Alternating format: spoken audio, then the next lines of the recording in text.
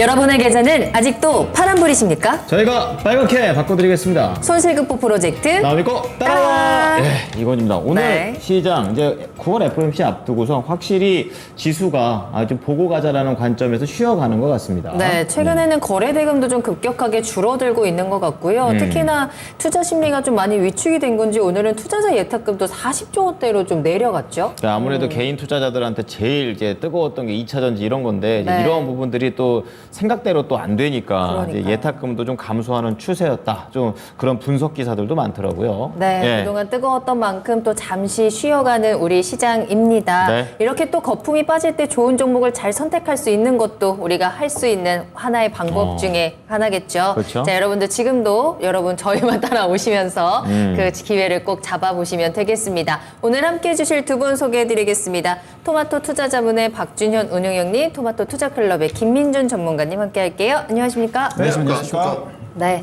자, 오늘도 두 분과 함께 이 어려운 시장 속에서 기회를 잘 찾아보도록 하겠습니다. 네. 여러분들의 종목에도 분명히 기회가 남아 있을 겁니다. 탈출할 수 있는 기회, 회복할 수 있는 기회, 수익을 볼 수 있는 그 기회들 저희와 함께 찾아보시고요. 궁금한 종목 있으시다면 종목명, 매수가, 비중 지금 바로 토마토 증권통 유튜브 채팅창에 남겨주시면 되겠습니다. 전화 상담도 가능합니다. 02-325-8200번, 325-8200번으로 전화 주시기 바랍니다. 네, 오늘은 뭐 낮부터 계속 방송하면서 느꼈던 건데 네. 시청자분들께서도 약간 좀 힘이 빠진 듯한 그런 느낌을 좀 많이 받았습니다. 그럴 수 있어요. 네, 그동안 네. 뭐 이렇게 수익이 좀 잘 나고 어디 좀 좋다던데 이러면서 쫓아다니고 막 이렇게 하다 보니까 기운을 다 쓰셔가지고 일차적으로 약간 좀 증시도 쉬고 우리 맞아. 시청자님들도 쉬고 약간 그런 느낌이었었는데요. 네. 자, 오늘 또 밤이 된도 불구하고 많은 분들께서 또 함께 해주고 계십니다. 희정님께서는 오늘 네. 1등 하려고 달려오다가 식탁에 정강이를 박으셔서 너무 아픈데 너무 아프겠다 진짜. 우리 시장만큼 아프다라는 댓글이 더욱더 지금 마음이 쓰립니다. 네, 오늘 하루 어떡해요. 그러니까 힘들게 보내신 것 같은데 네. 이럴 때일수록 선택과 집중이 중요할 것 같고요.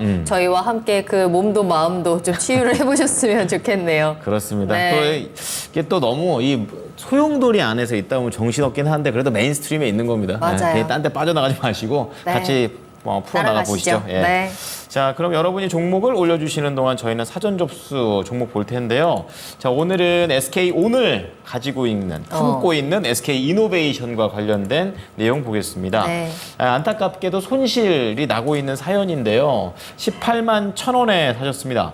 비중은 30% 많잖아요. 지금 한 9.2% 정도 이제 손실이 나 있는데 한 번 산 한 번 올라갔다가 내려왔죠. 이제 그렇기 때문에 그냥 올라간 만큼 내려왔으니까 이제 들어가면 되겠지 하고 이제 딱 들어가셨다가 어머나 더 내려가 버리는 이런 상황이 돼버렸습니다. 그러니까요. 이거 그래서 어떻게 하는지 봐야죠. 9%대 지금 네. 손실을 보고 계시고 근데 방송에서는 또 좋게 얘기하는 것 같아서 긍정적인 전망에 체크를 그쵸. 하셨어요. 네. 한 번에 또 들어가신 것도 아니고 8월 초부터 조금씩 담아가셨다라고 하시거든요. 그러면서 비중도 30%까지 좀 늘어난 상황인데 그래도 2차 전지 성장성에 대해서는 좀 믿음을 가지고 계신 상황이고 네. 장기적으로 보유 가능하니까 수익을 볼 수 있는 대응 전략 저희와 함께 찾아보시길 바랍니다. 자, 그러면 이 SK 이노베이션은 두 분의 의견을 들어보는 특별한 시간이 될 텐데요. 네. 우선 박준현 운용육께서는 키워드 어떻게 주십니까?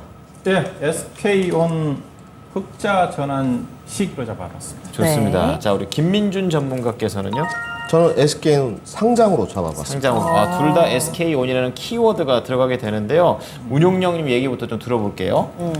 예, 일단 SK 이노베이션은 이따 좀 점검해 드리겠지만은 실질적으로 이 회사는 배터리 회사라기보다는 석유화학이라든가 정유 사업 부분이 아직은 절대적으로 많습니다. 그렇지만 주가로 본다 한다면 결국은 배터리 회사로 시장에서 네. 인식을 하고 있기 때문에 결국은 SK온 배터리 자회사인 분할한 자회사인 SK온의 흑자 전환 시기 자체가 가장 중요한 주가의 터닝 포인트다. 일단 그렇게 좀 보는 관점에서 제가 SK온 흑자 전환 시기라고 좀 말씀 좀 드렸고요. 네. 일단은 SK온이 지금 시장에서 주목을 못 받는 이유 자체가 아무래도 LG에너지솔루션이라든가 삼성 SDI에 비해서 후발주이고 또 계속적으로 투자를 해야 되고 그리고 최근까지는 그래도 자금 조달이 원활하게 진행이 됐지만은 상반기까지 계속 자금 조달에 대한 의구심이 있었거든요. 네. 그리고 미국을 중심으로 집중적으로 지금 투자를 하고 있는데 배터리 사업에 대한 수율 문제라든가 그런 것들이 상당히 가동률이라든가 그런 부분에 대해서 시장이 앞서 얘기했다시피 상반기까지는 투자에 따른 의구심, 돈을 자금 조달이 안 됐으니까. 네. 근데 최근 들어서는 투자를 하고 있는데 수율이 안 나오고 있는 부분 자체가 시장에서 아직도 회의적으로 약간 보고 있다. 그래서 결국은 이 의심에 대한 해소가 좀 필요하지 않겠는가, 뭐 그런 관점으로 봐야 될 것 같고요. 네. 그다음에 SK 이노베이션 실적으로 본다 한다라면 2분기 때 어닝 쇼크가 나왔거든요. 2분기 때 시장의 전체 가이던스가 약 300억 정도의 흑자 전환 예상했는데 한 30억 정도 아마 적자 전환했을 겁니다. 실적이 좀 안 좋게 나왔던 부분인데 대신 최근 들어서 이제 뭐 차트 이따 보시겠지만은 8월달 전후가 주가가 급등할 때 정유사업 부분이 최근에 이제 유가도 많이 올라오고 있기 때문에 정유사업 부분과 그 다음에 화학 부분이 실적 호조를 좀 보이면서 배터리 사업 부분도 물론 2분기에 비해서는 적자 폭이 좀 줄어들 것 같습니다. 그러면서 전체적으로 시장에서는 현재 가이던스가 한 6,200억 정도인가요? 흑자 영업이익을 예상을 하고 있는데 5천억에서 한 6천억 정도 아마 이익이 좀 나올 것 같습니다. 최근에 가파른 유가 상승을 감안하면 아마 추가적으로 정유사업 부분에 대한 실적은 증가가 좀 될 것 같고요. 그 다음에 앞서 얘기했다시피 배터리 사업 부분이 좀 중요한데 배터리 사업 부분 자체는 3분기까지는 적자가 불가피할 것 같고 4분기 정도 가게 되게 되면 약간 시장에서는 500억 언저리 정도의 흑자 전환을 예상을 하고 있거든요. 왜냐하면 2분기 때 배터리 사업 부분이 한 1,300억 정도 적자가 났습니다. 여기에 미국의 AMPC 인플레이션 감축법과 관련해가지고 한 1,600억 정도를 보조 받아서 1,300억 정도 흑자 전환했거든요. 네. 그래서 하반기, 4분기에 흑자 전환하겠지만 연간으로 따지면 최소한 5천억에서 한 7천억 정도 적자를 예상을 하고 있고 그런 부분이라고 봐야 될 것 같고요. 그래서 일단은 그 SK 이노베이션을 볼 때 저는 개인적으로 시장에서는 2차 전지 회사로 보고 있지만은 예산은 제가 보기에는 최소한 2024년도, 2025년도까지는 석유화학 부분이 절대적으로 중요하다. 그 이유는 제가 준비한 표를 좀 보시게 되게 되면 SK 이노베이션이 올해와 내년도에 증권사 전망치로 따지면 올해 전체 매출액이 약 75조 9천억 정도 예상을 하는데 정유 부분이 43조 7천억이지 않습니까? 거의 반이상이네요. 그렇죠. 57.6%입니다. 전체 매출 차지하는 비중이. 그다음에 SK1 배터리 사업 부분이 올해 작년도에 매출이 한 7조 원 정도 됐거든요. 올해 16조 원 정도 100% 증가한데 전체가 16조 원이니까 네. 일부 시장에서 14조 원 정도 예상을 하거든요. 16조 원 정도 높게 잡는다 한다 하더라도 매출이 차지하는 비중이 21%입니다. 예. 그다음에 화학 부분이 14% 차지하고요. 그다음에 내년도로 본다 하더라면 매출액 같은 경우는 2024년도 같은 경우는 전체 83조 원인데 배터리 사업품 SK는 매출 비중이 22조 8천억 정도 예상을 하거든요. 비중이 27.5%입니다. 내년도도 비중이 27%밖에 안 돼요. 그러네요. 그럼 2025년도 일부 증권사 같은 경우는 30%가 조금 넘어갈 거라는 전망입니다. 2025년도를 대부분 2차 전지를 우리가 보고 있지 않습니까? 네. 시장에서 2025년도 간다 하더라도 전체 매출액에서 차지한 포지션이 30%가 약간 넘어간 수준이다. 확 안 느네요. 네. 그 다음에 이제 영업이익이 중요하지 않습니까? 네. 올해는 보면 영업이익은 적자를 예상을 하고 있고요. 그 다음 내년도는 영업이익이 내년도 증권사 쪽에서 화학 부분, 정유사업 부분이 좋아지면서 전체 영업이익을 3조 5천억 정도 예상을 하는데 배터리 사업 부분이 내년도 흑자 전환한다 하더라도 7,700억입니다. 아, 1조도 안 되는군요. 그래서 영업이익이 차지한 포지션이 21.8%밖에 안 돼요. 비슷하네요. 그러면 예산은 2차 전지가 아니거든요. 그렇죠. 이게 시장에서는 2차 전지로 평가를 받고 맞아요. 있으니까. 네, 네. 그래서 제가 결국 시장에서 생각하고 있는 자체가 이 종목 2차 전지로 보고 있으니까 2차 전지로 평가를 받기 위해서는 매출액 포지션이 최소한 40, 50% 정도까지 올라와야 될 것 같고 영업이익도 반 이상 전체 석유화학, 정유라든가 석유화학 포함해서 반 이상 정도는 올라와야 되는데 현재 추정으로 봐서 2025년도도 제가 보기에는 달성하기 좀 어려워 보여요. 그러니까 뭐 시장하고 SK 이노베이션 자체하고 약간 성격이 다르게 좀 파악이 되고 있는 거예요. 예, 그렇죠. 그래서 개인적으로 시장에서 2차 전지로 평가를 받고 있는 2차 전지로 회사로 가치를 평가를 받기 위해서는 더 정말 올려야 시간이 된다. 필요하다. 왜냐하면 2차 전지 실적이 안정적으로 난다 한다 하더라도 정유 화학 부분 자체가 상당히 실적 변동성이 크지 않습니까? 그렇죠. 예, 그래서 제때한 평가를 못 받거든요. 예, 그래서 상당히 좀 시간이 좀 필요하지 않겠는가? 예, 그렇게 좀 봐야 될 것 같습니다. 네. SK 이노베이션이 지금 SK온과 함께 2차 전지 관련주로 묶여서 움직이고 있는 상황이지만 네. 실제로 좀 그 실적이 증명이 되고 확실하게 자리 잡기까지는 시간이 조금 필요하다. 그 시기에 대한 타이밍에 대한 부분을 좀 짚어 주셨습니다. 네, 네. 네. 자, 그럼 이어서 김민준 전문가가 또 한번 들어보게 되는데요. 이제는 또 SK온과 관련된 상장 얘기입니다. 그쵸. 좀 다른 관점인데 좀 다른 좀 더 설명 부탁드릴게요. 뭐 저는 그 배터리 3사셀을 실질적으로 이렇게 매매를 해본 건 SK 이노베이션밖에 없거든요. 좀 운이 없었는지 뭐 SDI나 LG 에너지 솔루션을 매매해 본 적이 없습니다. 그리고 의외네요. 그때 당시에는 2020년이었고요. 아, 2020년이었고 좀 과대 낙폭에 따른 뭐 모멘텀 반등 이 정도를 내다봤고 그 이후에는 솔직히 별로 관심이 없었습니다. 왜냐하면 SK 이노베이션 자체가 우선 뭐 LG 에너지 솔루션이라든지 뭐 삼성 SDI라든지 점유율 부분이나 네. 기술력 부분이나 이런 부분들이 모두 좀 어정쩡하지 않나. 그리고 저도 마찬가지로 정유회사 식체가 좀 강했고요. 근데 지금은 이제 SK온 상장 이야기가 좀 무럭무럭 이렇게 좀 새어 나오고 있고 네. 내년에 지금 상장한다는 의견이 좀 지배적이거든요. 현재로. 그러면 결국은 이제 주식이 움직이려면 모멘텀이 좀 있어야 되지 않습니까? 결국은 SK 이노베이션도 우리가 7월 26일로 기억하는데 뭐 포스코홀딩스나 에코프로 모든 주가들이 좀 수직 상승하면서 차익 실현 메모리 나올 때 그때 잠깐 22만 원 돌파하고 주가가 내려왔거든요. 네. 그러면 이제 SK 온 상장 이슈 모멘텀이 좀 사라졌느냐? 그렇게 판단되지는 않습니다. 계속 살아있는 모멘텀이고 일단 모멘텀이 소멸됐느냐 붙어있느냐 이걸 확인해야 되지 않습니까? 유지가 돼 있는 상태고 반대로 좀 생각해 보면 뭐 SK온 상장 모멘텀이 가장 큰 호재라고 본다면 가장 큰 악재이기도 하죠. LG 엔솔 때 이미 충분히 그렇죠. 겪어봐가지고. 우리가 LG화학 사태 그때가 2020년이었죠. 맞아요. 정말 우리 방송에서 이건 앵커님하고도 그때 한번 다룬 것 같은데 물적 분할에 대해서 정말 크게 떠들었었습니다. 정말 많이 했어요. 안 좋은 선례를 남길 것이다. 네. 이런 이야기도 좀 많았었어요. 운용님도 그 얘기했었어요. 너무 큰 게 시장에 들어와가지고 네. 네, 쉽지가 않다. 또 네. 뭐 SDI도 분할을 한 해 만에 이런 맞아요. 이야기도 네. 있었었고요.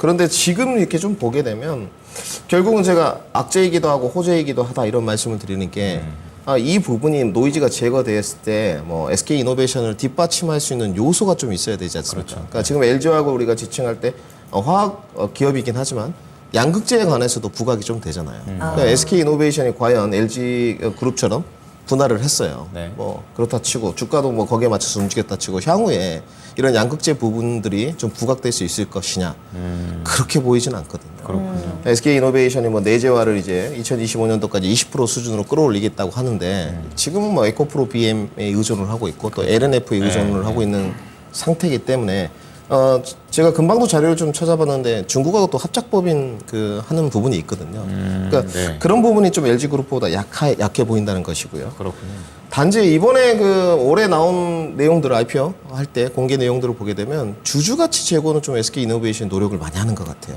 우선 뭐 배당 쪽도 2025년도까지 최소 2,000원씩은 좀 하겠다. 그리고 이제 이것도 주주가치 제고 차원인데 주식 교환에 대해서 좀 이야기를 했거든요. SK 이노베이션의 이제 10% 정도를 이렇게 주식 교환할 수 있는 쪽으로 조금 우리가 의견을 좀 피력했던 것 같아요. 이런 부분들은 그때도 주가가 좀 올랐어요. 네. 긍정적인 요소가 될 수 있을 것 같은데 일단은 제가 봤을 땐 가장 큰 원동력은 SK온 상장에 대한 모멘텀이다. 그리고 이제 이 회사가 정유회사다 보니까 네. 이 정유 부분도 일정 부분 좀 자리를 하겠죠, 현재는. 그렇죠. 그 정유 부분은 정제 마진이 좀 개선되고 있느냐 해서 네. 앞으로 좀 개선될 여지가 높습니다. 지금 스프레드를 좀 보게 되면. 그리고 주가를 봤을 때 지금 16만 4천 원이거든요. 가격 조정은 어느 정도 좀 이루어졌지 않나. 네. 그 모멘텀에 따른 노이즈는 아직 뭐 하방 경직선까지는 뭐 모르겠습니다만은 이벤트들이 좀 남아있기 때문에 어느 정도 충분한 가격 조정은 조금 그래도 이루어졌다까지 저는 말씀을 드리도록 하겠습니다. 네. 어쨌든 핵심 키워드는 이제 SK온이고 그쵸. 이와 함께 시장에서는 SK이노베이션을 2차 전지주로서 파악을 하다 보니까 2차 전지 조정 날 때도 같이 조정이 나오는 모습도 보이거든요. 근데 이제 최근에 SK이노베이션이 유상증자를 했잖아요, 운용형님. 그 결과가 그래도 긍정적으로 나오면서 오늘 앞으로의 긍정적인 전망들 보고서들도 나왔습니다. 주가는 크게 반등을 하는 모습은 나오지는 않았는데 앞으로의 흐름 어떻게 체크하면 좋을까요? 관련해서. 예, 유상증자를 아마 6월 달인가 발표를 했고요. 예, 그리고 납입이 끝났고 상장은 10월 5일 날 되는 걸로 알고 있어요, 신주가. 유상증자를 여사가 약 810만 주, 증자 비율을 약 7% 정도 했어요. 예, 금액으로 따지면 1조 1000억 정도 자금을 조달한다고 그랬으니까 조달 내용을 봤더니 4천억 정도는 시설 투자하고 3,500억 정도는 차입금 상환이더라고요. 차입금 상환이고 발행 가격이 13만 9,600원이니까 지금 16만 원이니까 유상증자 받으신 분들은 수익이 좀 낮겠죠. 결국은 이제 상장될 때 10월 5일 날 주가를 좀 봐야 되겠지만은 파는 시점이니까. 근데 앞서 육상증자 흥행했다. 그거는 터무니없는 맞지 않는 말입니다. 그래요? 왜냐면 일단은 구주주들은 다 청약을 했어요. 아마 그것 때문에 이제 시장에서 얘기를 약간 긍정 주가냐. 왜냐하면 개인 투자가들이 일부 실권하는 사람들 있지 않습니까? 왜냐하면 실권하는 사람들이 있거든요. 그 수량이 한 50만 주 돼요. 그러면 일반인들이 이제 실권주를 대상으로 해가지고 유상증자에 참여할 수가 있거든요. 당연히 주가가 16만 원, 17만 원이니까 일반인 투자가들은 경쟁이 들어오죠. 유상증자. 그냥 구주주들이 실권한 겁니다. 주주들이. 남은 실권주 가지고 약 50만 주 되는 것 같은데 그게 경쟁률이 68대 1인가요? 봤더니. 맞아요. 그게 이제 유상증자 흥행이라고 흥행했다고. 얘기하는데 그거는 아니라고 좀 봐야 될 것 같고요. 잘못 쓴 거군요. 전화를. 그렇게 좀 봐야 될 것 같고. 그다음에 이분이 보니까 8월 초에 샀다고 그랬지 않습니까? 네. 8월 초에는 주식을 사서는 안 되죠. 왜냐하면 앞서 얘기했다시피 회사가 6월 달에 유상증자를 발표를 했고 아마 권리락이 아마 보시면 7월 달에 8월 초에 됐지 않습니까? 8월 초에 됐어요. 앞서 얘기했다시피 일반 주주들도 유상증자 안 받으려고 일부는 실권했다는 겁니다. 13만 9,600원을 안 받겠다고. 포기한 거죠. 그렇죠. 청약 일반 포기. 주주가 13만 9,600원을 안 받겠다고 포기한 주식을 18만 원의 주식을 사서는 안 되죠. 그러니까 개인 투자가들 일단은 유상증자에 걸려 있으면 네. 주식을 안 사는 게 좋습니다. 최소한 주식을 상장할 때까지. 그래서 이 종목은 물론 이 종목이 이제 대형주니까 네. 다른 2차 전지 LG에너솔루션, 삼성, SD와 비슷하게 연동을 하겠지만은 10월 5일 날까지는 주가가 못 갑니다. 800만 주가 상장을 염두에 두고 있기 때문에 최소한. 왜냐하면 앞서 발행 가격이 13만 9,600원이니까 이분은 타이밍 자체 물론 다른 대형주 사서도 주가가 안 좋았으니까 떨어질 수 있겠지만은 사서는 안 되는 거예요. 그렇죠. 좀 묶여 있네요. 그렇죠. 최소한 신주 물량 네. 나올 때, 신주 나올 때 사든 게 해야 되는 거죠. 예. 그렇게 봐야 그러면 어떻게 대응을 해야 되죠? 손실로 나와야 돼요? 지금은 이제 이분 같은 경우는 증자도 아마 8월 초에 샀으니까 유상 증자도 못 받았지 않습니까? 네. 그냥 권리락이 보니까 7월 말 정도 된 것 같거든요. 이분은 유상 증자 권리락도 못 받아 8월 3일 날 권리락 됐거든요. 8월 3일 이전에 샀으면 이분이 이제 유상 증자를 받았겠지만은 안 샀을 권리락 못 받은 것 같아요. 네. 그러면 지금 어떻게 해야 되냐? 이거 보이죠. 보이고요. 근데 제가 달리 말씀드리면 SK이노베이션이 쉽지 않은 게 앞서 3등주라고 그랬고, 이제 그다음에 SK이노베이션이 자금 조달이 어마어마하게 했습니다. 네. 예사가 올해 작년 연말부터 해가지고 올해까지 보니까 자금 조달을 22조 4천억을 했어요. 미국에서 뭐 인플레이션가 뭐 지원받는 거 12조 지원받는 것도 있고, 그래서 예사가 이제 부채 비율이 재무내용을 보시게 되면 2018년도에 16조 원 부채가 거의 지금 48조 원입니다. 3년, 4년 만에.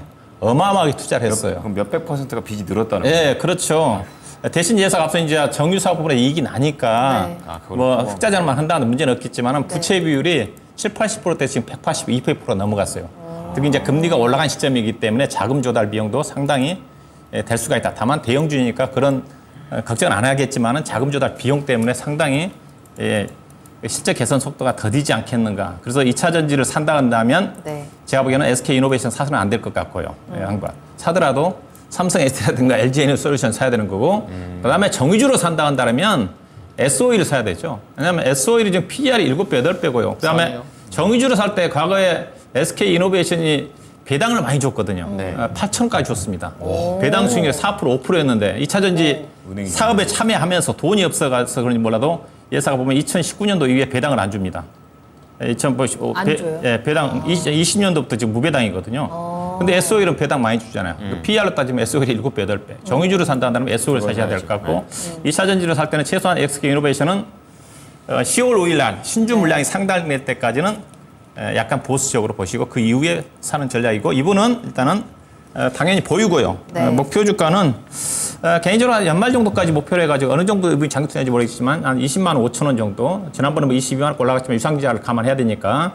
그래서 그냥 손절없고 목표 주가만 20만 5천 원. 일단은 연말 정도까지 목표로 해서 접근하시면 될 것 같습니다. 이 유상증자 이슈를 조금 더 꼼꼼하게 알고 들어가셨으면 더 좋았을 것 같다라는 그러게요. 생각이 드는데 그래도 수익으로 나올 수 있는 그 전략으로 함께 체크해 드렸네요. 네. 김민준 전문가께 궁금했던 건 아까 네. 유가 관련해가지고 스프레드가 좀 보고 오셨다. 그래서 유가 상승 분과 관련된 유가가 상승하면은 이 본업 입장에서는 좋은 거잖아요. 언제쯤 이제 좀 반영이 될까요?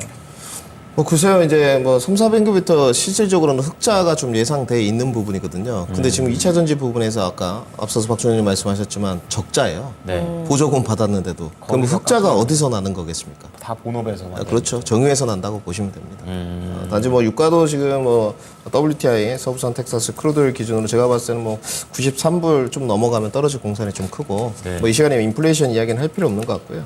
저는 아까도 말씀드렸죠. 그 SK 이노베이션의 키워드는 SK온 상장이라 그랬지 않습니까? 네. 이거 말고는 아직 강력한 트리거들이 별로 없어요. 그럼 주가가 어찌됐건 상장 모멘텀 이슈가 불었을 때 네. 실질적으로 많이 좀 올라갔지 않습니까? 뭐 필옵틱스, 필에너지 등등 이런 퍼포먼스가 나와줬기 때문에 SK 이노베이션도 소외된다고 보여지진 않는데 저는 전반적인 2차 전지 그 소재 섹터에 관한 또 셀 업체에 관한 과연 조정이 마무리가 되었느냐 이 부분에 관해서는 조금 물음표가 달려 있거든요. 아직이라고 저는 좀 보는 쪽입니다. 그렇군요. 그러니까 요즘 제가 쓴소리 좀 많이 하는데 그 주가들이 내려왔다고 해서 2차 전지의 성장성이 없어진 부분은 아니지 않습니까? 그렇죠. 그렇죠. 그 부분은 이 이야기를 하면 아무도 반박을 하신 분들이 없어요. 그렇죠. 그러니까 뭐 특정 어떤 아저씨들 편들어주는 게 아니고 솔직히 편들어주고 싶은 마음도 없습니다. 네. 근데 이건 맞는 이야기거든요. 그러니까 뷰적인 측면에 그렇죠. 공통점은 있는 거죠. 예. 주가가 내려왔다고 해서 성장성이 없어진 부분은 아닌데 결국은 내 투자 계획을 점검해야 될 것 같고 저는 뭐 그 2차 전지 전반에 대한 섹터는 그 내일이 솔직히 변곡점이 될 거라고 좀 보여져요. 그래요? 네. 이번 주에 좀 추가 반등이 어렵다고 보여지는데 내일 좀 반등이 안 나오면 심리적으로 좀 무너지지 않겠느냐 이렇게 보여지고 그럼 SK 이노베이션도 자유로울 수는 없죠. 그렇게 좀 보여지고요. 그러니까 이 전반적인 하락이 결국은 이렇게 급등으로 갔던 요소들이 네. 2차 전지 섹터에 좋은 영향력이라고 보여지긴 현재로서는 어렵죠. 네. 이렇게 좀 말씀을 드려야 될 것 같고 저도 뭐 투자 의견까지 좀 말씀을 드릴까요? 네. 투자 의견은 저도 보유 의견은 드렸습니다. 보유 의견 드렸고 SK온 상장이 가장 큰 키워드이기 때문에 결국은 이 뉴스플로우가 얼마만큼 계속적으로 연말 내년으로 갈수록 타주느냐 이 부분이 문제일 것 같고 네. 저도 뭐 명절 전이나 신주 상장 예정일이 뭐 정확히 10월 며칠인지 모르겠지만 그 전까지 좀 어렵다고 보여지고요. 이번에 뭐 68대 1이지만 예. 그거는 흥행이라고 저도 말할 수 없는 것 같습니다. 그 부분은 그렇게 보여지고 좀 급하셨고요. 단지 성장성이 있는 분명히 섹터를 사셨으니까 네. 이 부분은 주가는 어느 정도 오른다고 좀 판단됩니다. 그래서 보유 의견 드렸고요. 저는 목표가를 박스권 상단까지 저도 드렸습니다. 뭐 연말까지 보유 기간은 좀 모르겠는데 그러니까 아마 뭐 2차 전지가 연말까지 좀 주도력을 잃지는 않겠죠. 예. 근데 지금 다른 데도 녹록치는 않은 것 같습니다. 네. 그러니까 예전에는 2차 전지가 주도력이 70, 80이었다. 네. 지금은 비슷한 수준 같아요. 그렇군요. 주도력 자체가. 그렇군요. 예. 그럼 산업의 성장성은 차이가 있겠지만 시장에서 그 주도력의 차이는 비슷한 수준으로 지금 하향 평준화가 되는 것 같습니다. 그래서 목표가는 21만 원 제시토록 하고요. 저는 단기로 좀 그 뭐 장기 투자가 가능하시다고 했는데 그 손절가를 제시 안 하려고 하다가 손절가를 제시했습니다. 왜냐하면 아까도 말씀드렸던 2차 전지 전반에 관한 하락 폭이 깊어진다면 주가는 더 내려가실 수 있거든요. 그래서 알고 있어야 된다. 네, 손절가는. 이건 참고로 좀 하시고 그래서 손절가는 14만 7천 원 제시도록 하겠습니다. 네, 사셨던 타이밍이 아쉽습니다. 네. SK 이노베이션과 관련해서 두 분의 의견 정리해 드리겠습니다. 박준현 운용역께서는 이제 SK온 흑자 전환의 시기 이렇게 말씀을 해주시면서 목표가를 20만 5천 원 손절가 제시 안 하셨고요. 그리고 김민준 전문가는 이제 3사 중에서 가장 좀 모멘텀을 볼 수 있는 게 SK온 상장 정도, SK이노베이션과 관련해서 좀 체크를 해주시면서 투자 의견 보유, 그리고 목표가는 21만 원 비슷한 레벨이고요. 그리고 혹시 이제 흔들렸을 때를 대비해서 손절가 14만 7천 원까지 제시해 드렸습니다.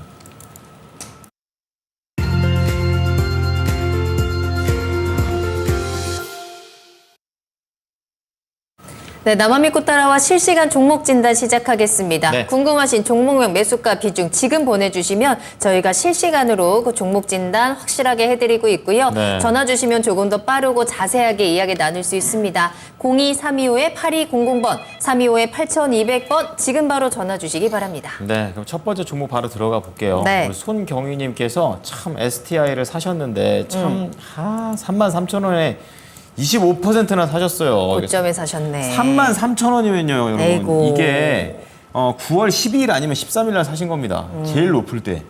제일 높을 때 사셨다가 이제 그다음부터 한 지금 계속해서 음봉 맞으면서 계속 내려오고 있는 그런 상황이죠.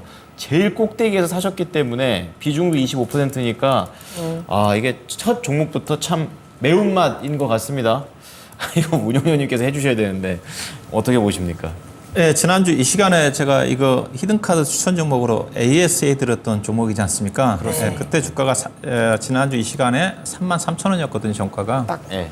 그래서 제가 지난주 목표 주가가 제가 2만 아마 6,000원대 추천해가지고 31,500원을 제시해드렸기 넘어간 때문에 거죠. 달성을 했기 때문에 네, 맞아요.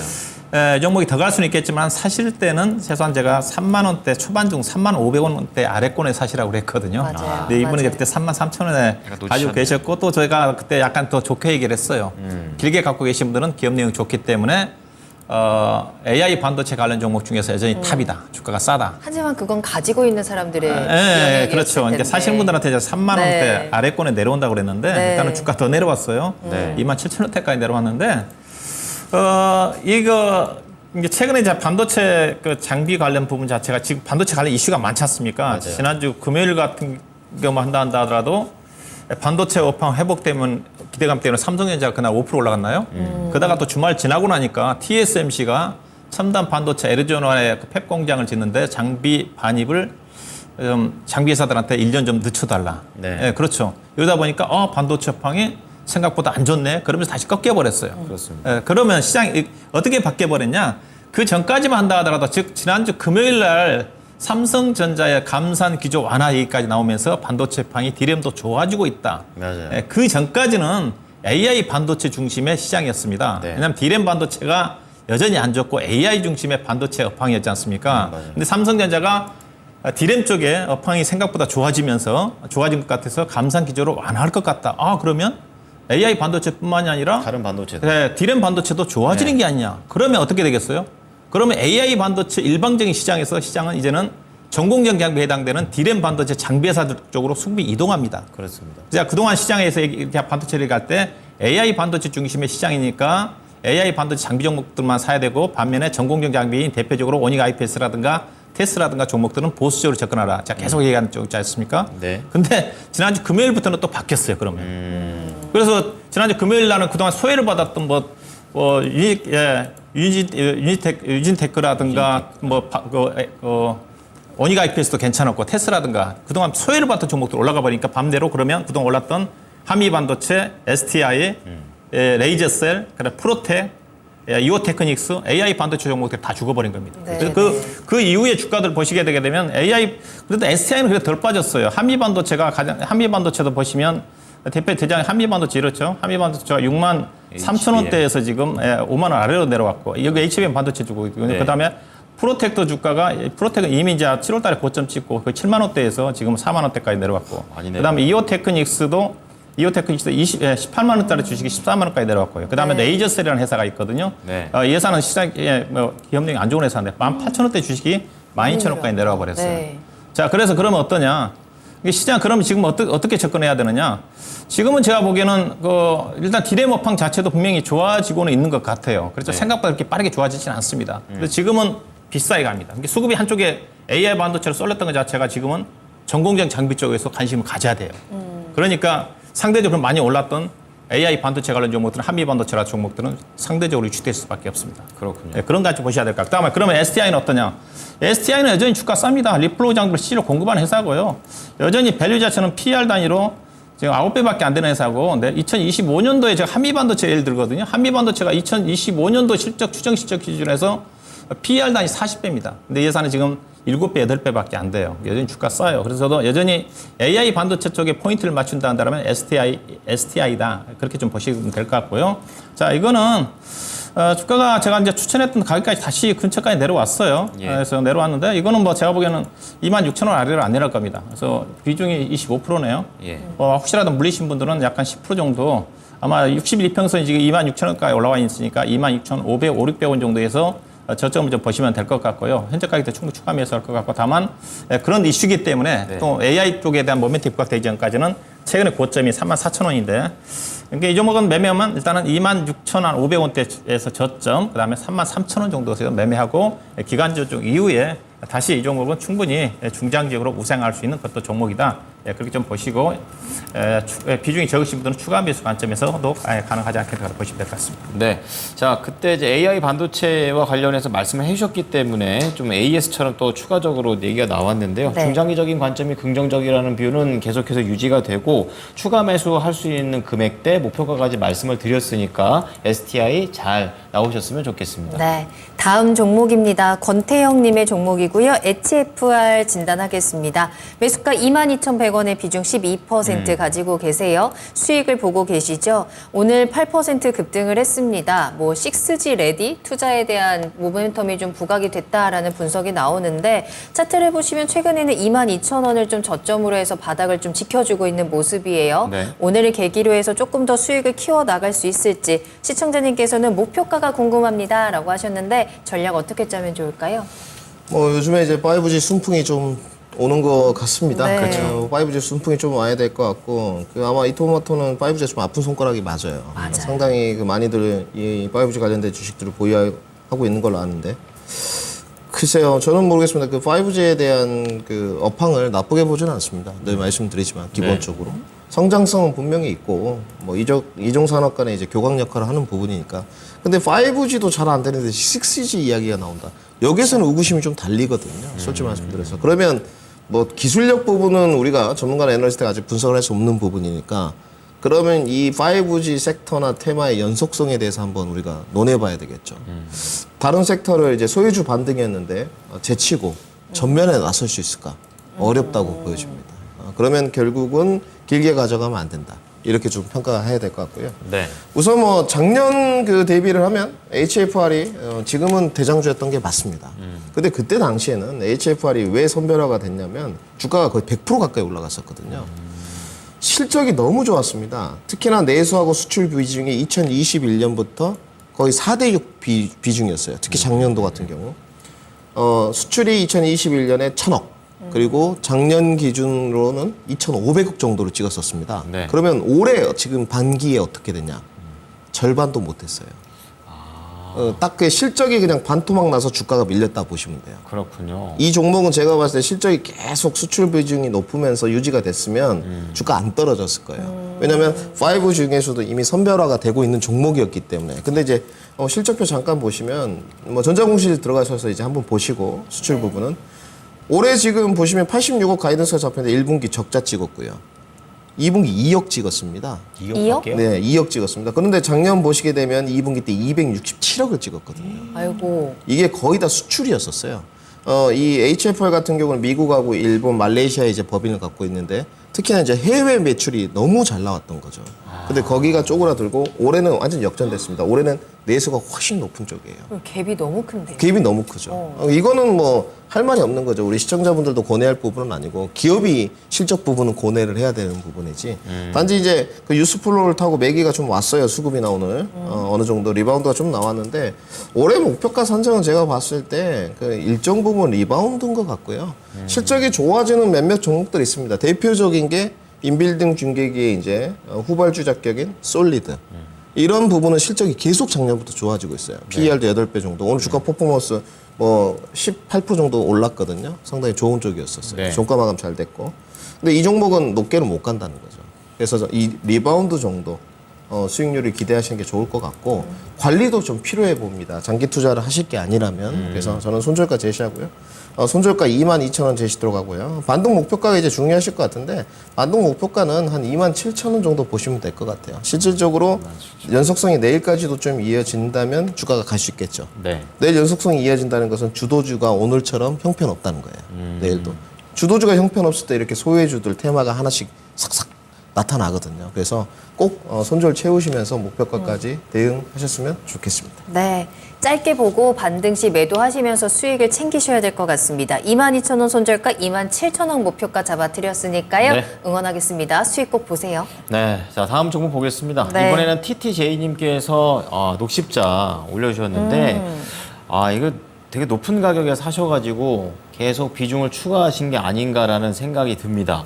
15만 원, 비중 40%입니다. 그러네요. 이게 아무리 빨리 봐도 15만 원은 작년 말쯤이에요. 네. 그래서 뭐 써놓으신 거 보면은 이제 브라질과 해외 독감 백신 수출 계약도 있고 내년 1월에 미국 FDA 승인도 예정되어 있고 인도네시아 공장 설립 또 수급적인 측면까지 긍정적으로 좀 보시는 것 같은데 네. 지금 되게 무겁죠. 11만 원대에서 계속 횡보하는 그런 흐름입니다. 최근에 10만 원 깰 뻔도 했던 것 같은데 이제 어디가 이제 앞으로 좀 방향성을 잡아야 될지 알아보도록 하겠습니다.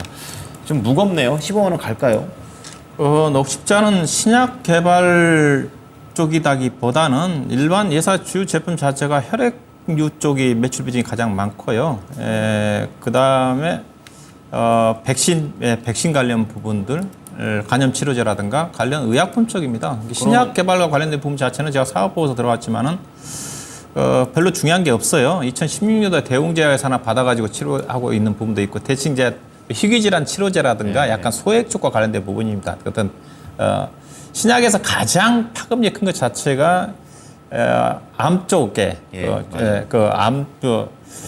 쪽에 가장 항암제인가요? 그렇죠. 네. 항암제 부분 자체가 가장 시장 영향이 크거든요. 나머지 부분 자체는 크지가 않습니다. 예사 녹십자가 그렇기 때문에 일부 희귀질환 치료제라든가 그런 부분 자체는 특화된 부분이기 때문에 크지가 않아요. 네. 그래서 이 종목은 신약 개발보다는 일반 의약품 판매에 따른 실적주로 평가를 해야 됩니다. 그래서 이번 이제 녹십자를 이제 들어가신 분들이 차트를 보시게 되게 되면 주봉을 보고 계시는데 네.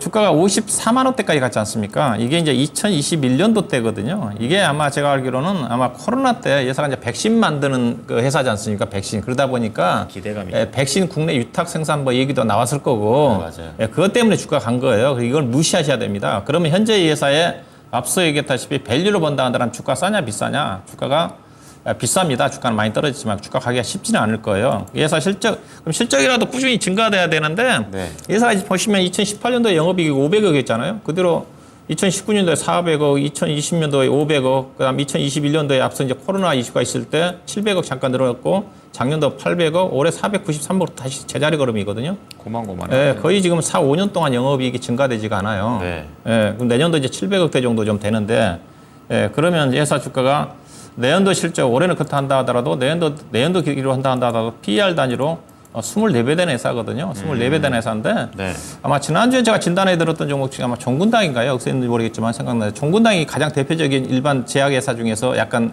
우량한 회사 중에 실적주거든요. 네. 종군당이 PER이 지금 11배, 12배입니다. 근데 주가가, 최근에 주가가 올라와서 95,000원, 6,000원대인가요? 주가 좀 올라와서 유지가 좀 되고 있는데, 그럼 이 종목은 지금 앞서 얘기했다시피 올해 PER 단위로 해서 거의 30배, 40배, 내년도 올해 지금 46배, 그렇죠? 내년도 24배거든요. 그럼 네. 신약 모멘텀이 없으면 주가 못 가죠. 이건 물타기 해서는 안 됩니다. 차트로 봐서 일단은 워낙 많이 빠졌기 때문에 뭐 하락하지는 않겠지만 반등이 나온다 한다 하더라도 지금 차트로 본다 한다면 12만 5천 원, 13만 원대에서 매물층이 엄청나게 포진되어 있거든요. 그래서 이 정도에서는 최소한 반 정도는 좀 줄일 필요가 있지 않겠는가. 그래서 일단 좀 보유하시고요. 예. 목표 주가는 12만 5천 원에서 13만 원 정도 언저리 정도가 적정하게 매도할 생각이 딱 12만 5천 원 정도 언저리 내지는 이 가격대를 돌파하기는 좀 어렵다고 봅니다. 그래서 다른 이슈가 나올 수 있는 부분은 없기 때문에 그래서 12만 5천 원 이상대에서 매도하는 전략 제시하도록 하겠습니다. 차라리 신약이라도 있었으면은 폭발력 있게 올라갈 만한 그런 기대치라도 있을 것 같은데 그런 부분이 또 없는 것 같습니다. 네. 우선은 보유 의견 12만 5천 원에서 13만 원 사이 여기가 최대치라고 하니까 더 이상 묶여 계시지 마시고 잘 마음을 좀 결정을 내리셔가지고 더 좋은 종목으로 갈아타셨으면 좋겠습니다. 네, 다음 종목입니다. 오늘 조금 더 빠르게 가볼 거고요. 미니맘님의 종목으로 이어갈게요. 포스코 스틸리온 진단하겠습니다. 네. 81,500원에 10% 가지고 계세요. 네. 이분이 왜 이렇게 안타깝냐면 어제 오늘 둘 다 이 가격대에 왔었거든요. 근데 시청자님께서는 안 팔고 기다리셨습니다. 그래도 어제는 빨간불로 잘 마무리를 했는데 오늘은 이제 음봉으로 거래를 마치면서 손실 구간에 들어가신 거예요. 이 우크라이나 재건에 대한 모멘텀이 다시 한번 기회를 줬지만 그 기회를 놓친 게 아닐지 조금 불안하실 것 같습니다. 네. 지금이라도 손절을 해야 하는 건지 궁금합니다라고 하셨는데 전문가님 어떻게 보세요? 뭐 지금 당장 손절하실 필요는 없을 것 같은데 좀 걱정이 되실 수밖에 없죠. 이 주가 뭐 설명하자 여기 원래 예전에 포스코 강판이었습니다. 네. 열연 강판, 컬러 강판 만드는 회사. 네. 대표적으로 이제 동국제강도 있고요. 컬러 강판을 하고 있는. 네. 뭐 컬러 강판 이런 게 보면 자동차 이런 거 생각하시면 되고 가전, 그런 데 들어가면 세탁기 껍질, 냉장고 껍질, 네. 자동차 껍질. 확 알겠네요. 네, 쉽게 하시면 될 것 같고. 그러면 포스코 강판, 포스코 스틸리온 지금 사명이 변경돼 가지고 올해 실적이 작년에 좋았냐? 안 좋습니다. 지금. 올해 1, 2분기에 제가 알기로는 전년 동기 다 실적이 떨어진 걸로 알고 있고요. 그렇죠. 그렇죠. 작년에 지금 382억 찍었거든요. 2021년에 좋았고. 네. 이때 2021년에 철강주들은 막 날아갈 때였어요. 네, 네. 대한제강, 한국철강, 동국제강. 네. 지금 보시게 되면 작년에 지금 2분기 때 254억 찍었는데 122억.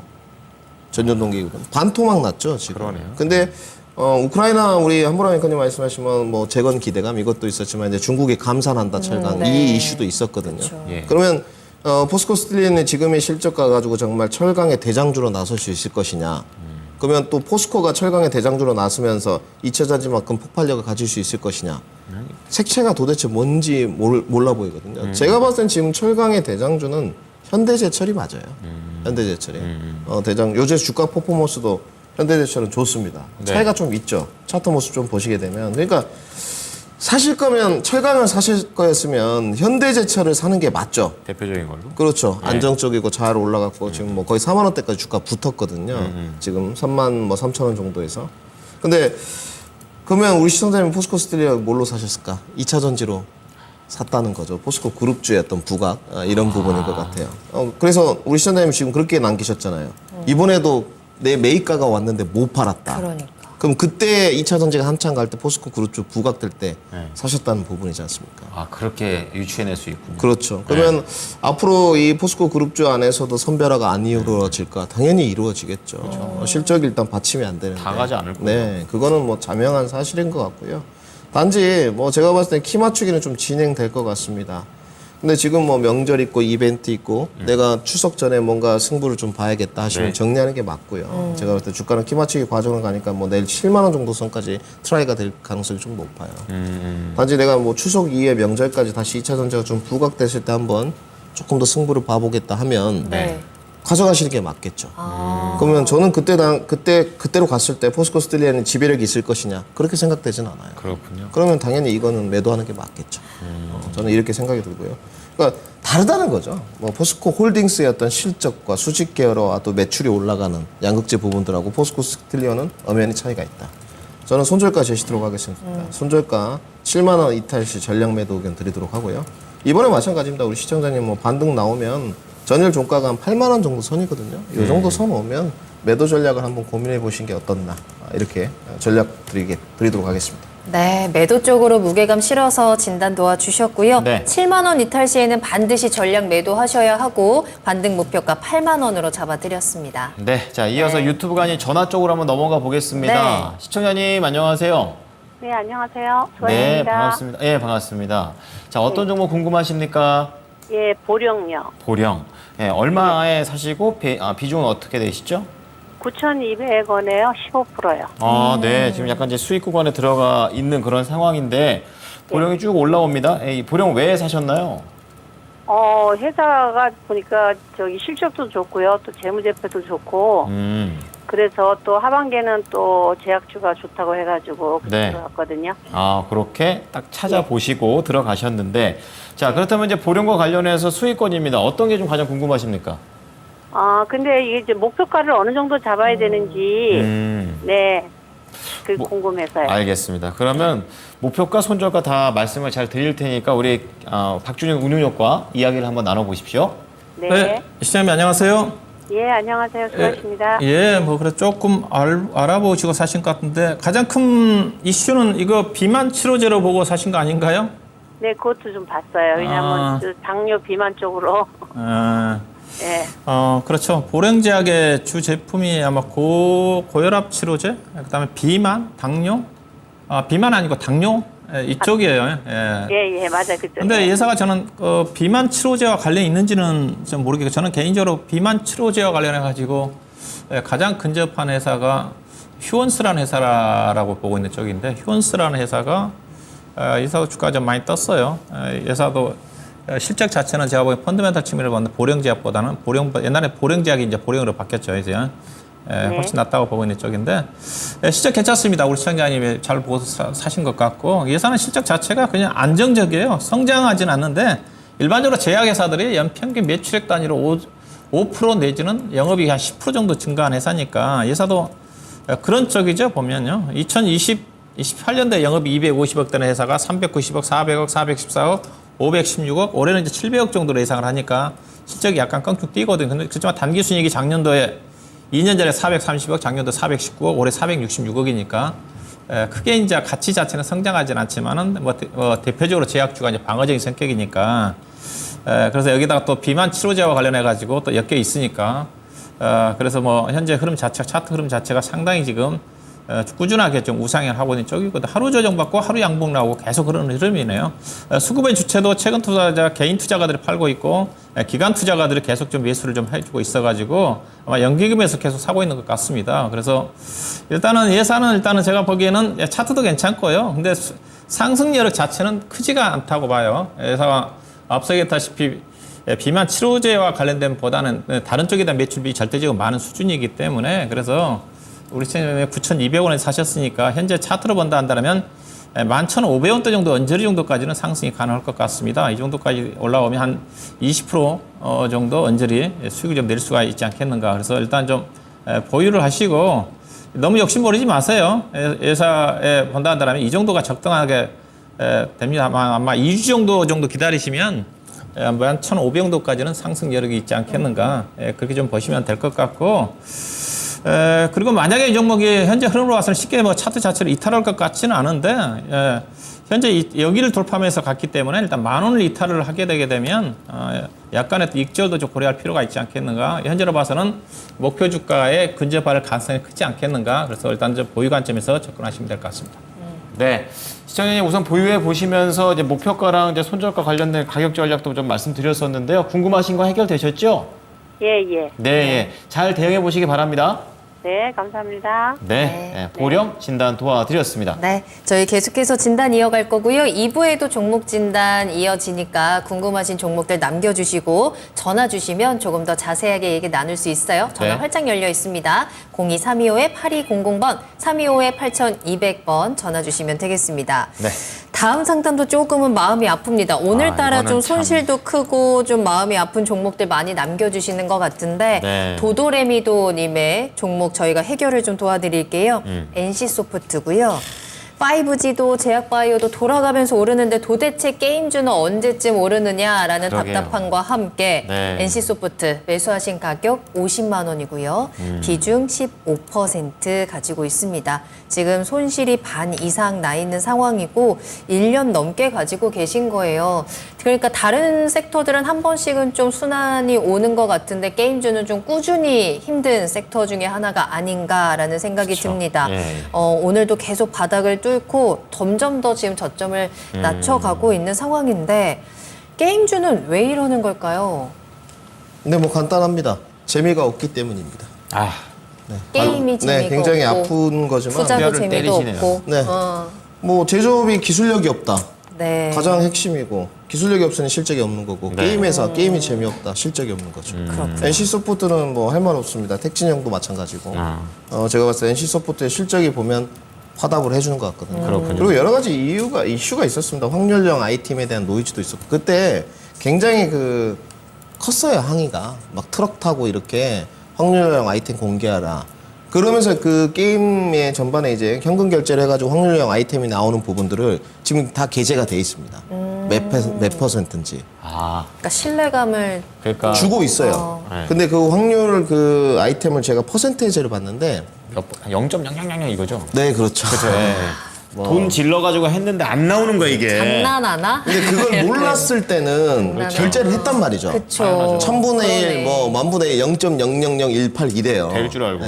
될 줄 알고 했는데 그걸 이제 게재를 다 돼 있습니다. 이렇게 롤렛 같은 게 돌아가는 데서 나오는 확률형 게재가 돼 있어요. 네. 결제를 안 하는 거죠. 굳이. 너무 극악의 확률이기 때문에. 그렇죠. 네. 매출이 게임 회사들이 이렇게 떨어질 수밖에 없는 쪽이고, 그러니까 그 과금 유저들이 매출의 상당 부분을 차지하는 게 컸어요.